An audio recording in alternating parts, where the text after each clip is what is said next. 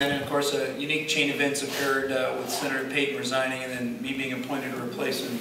It was an interesting 2 years. It's been a tough 2 years. Arizona's facing some tough challenges. When we were here 2 years ago, at the time we were looking at a state budget deficit that was just a little over $1 billion. By the time the election was over, that had risen to $2 billion. By the time the first year was over in the legislature, that number had risen to $3 billion. The problem basically stemmed from probably a twofold effort, twofold reason. Was number one, we got hit with the largest economic recession in probably about 50 years. We lost 300,000 jobs, and by that we lost 300,000 taxpayers.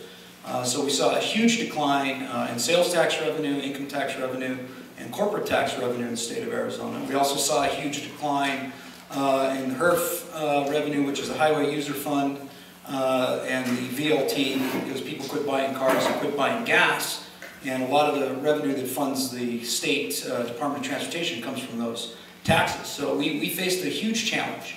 We also faced a challenge because 2/3 of the state budget is off limits to the legislature. It's protected by voter mandates and federal mandates and court-ordered mandates.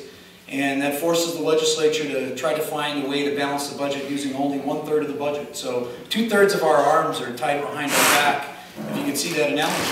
So it creates quite a challenge, and a lot of tough decisions have to be made to try to return the state to a fiscal stability. And the way I see doing that is to bring those 300,000 jobs back. People have argued about raising taxes. I don't think our problem is not enough taxes. I think, as we've seen, because of the job loss, our problem is not enough taxpayers. So we've got to create some major changes in our tax code and our regulatory environment so that we can bring those jobs back and bring businesses back into the state. It's pretty bad when it takes, on average, 3 to 6 months to open a business in Pima County. If you're a business guy, I met a guy out in actually out in Cochise County that was trying to open up a bed and breakfast out in Bisbee. It took him 4 months just to open up a bed and breakfast, to go through the regulatory red tape. It's not like there's a huge environmental impact and a lot of problems with opening a bed and breakfast, but it should take a business 4 months to open, just a simple little service-based industry. A lot of the other businesses are taking longer, and it's hurting the state's reputation for a lot of companies that want to come here. We had the Trio Luncheon in Tucson. We had Admiral Mullen there, and Joe Snell, the CEO of the Tucson Regional Economic Opportunity Commission, made a great statement. We got to realize that it's not, mountains and bike paths aren't going to bring businesses to Arizona anymore. We can't sell just the lifestyle. We have to give businesses another reason to come here.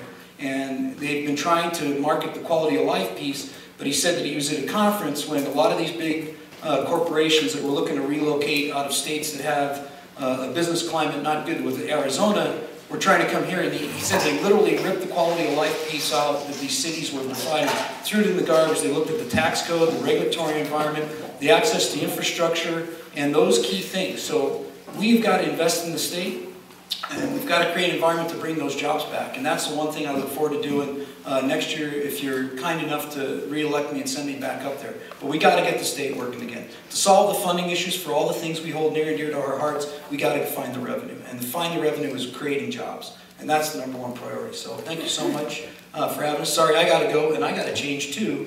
But I'm going to, if you'd like, I'd like to come back at another time. It's tough right now, but after November, maybe we can set something up. We'll have a town hall out here, and I'd like to do that. So I look forward to it. So thank you very much.